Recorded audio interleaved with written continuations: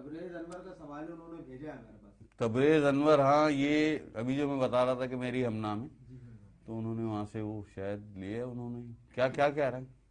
سوال تو یہ ہے کہ جیسا کہ علامہ اقبال لکھتے ہیں کہ مولانا جلال الدین رومی ان کے مرشد ہیں، لیکن علامہ اقبال اور مولانا رومی کے بیچ میں کئی سالوں کا فاصلہ ہے، تو یہ رشتہ کیسے جڑا؟ کیا ہم بھی کسی پیر سے ایسے ہی ناطہ جوڑ سکتے ہیں، اور اگر ہاں تو کیسے، کیا طریقہ ہے؟ یہ بھائی یہ روحانی رابطہ اور روحانی بیعت ہے. یہ علامہ اقبال بہت بعد میں آئے، مالائے روم 800 سال ہو چکے ہیں، لیکن یہ روحانی بیعت ہے. یہ روحانیت میں مطلب یہ آپ اس طرح سے سمجھ لیں، اس بات کو آسان لفظوں میں بتا دوں آپ کو کہ روحانی استاد ہیں. روحانی استاد ہیں. تمام جرائد، تمام کتابیں، تمام تصانیف مالائے روم کی دنیا کے سامنے، لیکن جس طرح سے، جس انداز میں علامہ اقبال نے مطالعہ کیا آپ لوگ کر ہی نہیں سکتے ہیں بھائی. اور اس لیے وہ اپنا روحانی استاد مانتے ہیں انہیں. اس میں کیا ہوا؟ کوئی مسئلہ نہیں ہے اس میں. آپ مانتے ہیں نا آقا علیہ السلام حیات النبی، مانتے ہیں نا؟ آپ مانتے ہیں نا؟ تو آج بھی اگر آپ کو آقا علیہ السلام کی صحبت نصیب ہو جائے بھائی، سلطان حق باہو کو بھی تو 700 سال کے بعد دیدار نصیب ہوا تھا، اور آقا علیہ السلام نے اپنی نسبت میں لیا تھا، بیعت کیا تھا 700 سال کے بعد ہے بھائی.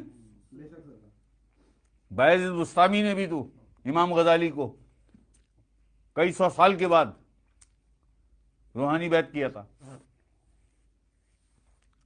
دل کی بات ہے یار، ماننے کی بات ہے، یہ سب ماننے کی بات ہے. کیا نام ہے؟ انور بھائی، انور نام ہے جی. تبریز انور نام تو بڑا شاندار ہے آپ کا. تو یہ روحانی بیعت آپ یہ سمجھیں کہ جو ہمارا یہ سلسلہ ہے نا، اویسی قادری سروری منتہی، یعنی آدھا فیض ہمیں آقا علیہ السلام کی ذات اقدس سے، ہمارے اس سلسلے کو، اور آدھا فیض ہمیں اویس قرنی رضی اللہ تعالی عنہ سے ہے، آپ کی ذات پاک سے. تو وہ روحانی بیعت تھی نا. آقا علیہ السلام نے تو کبھی نہیں دیکھا تھا اویس قرنی کو، اویس قرنی نے کبھی آقا علیہ السلام کا دیدار نہیں کیا تھا، لیکن فیض کیسا تھا؟ یہ روحانی فیض تھا، آقا علیہ السلام کی روح سے تھا فیض.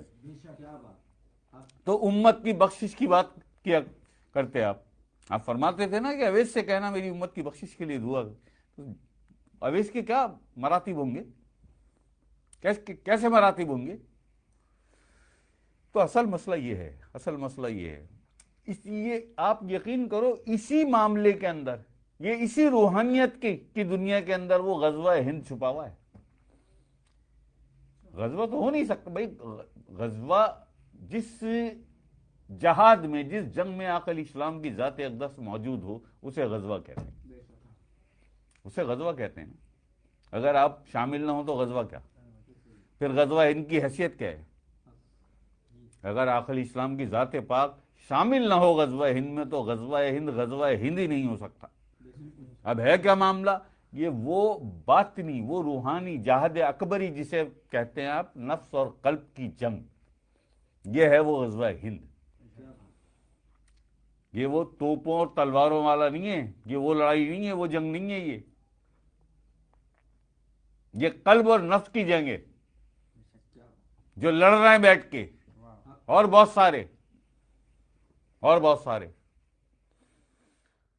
یہ معاملات ہیں.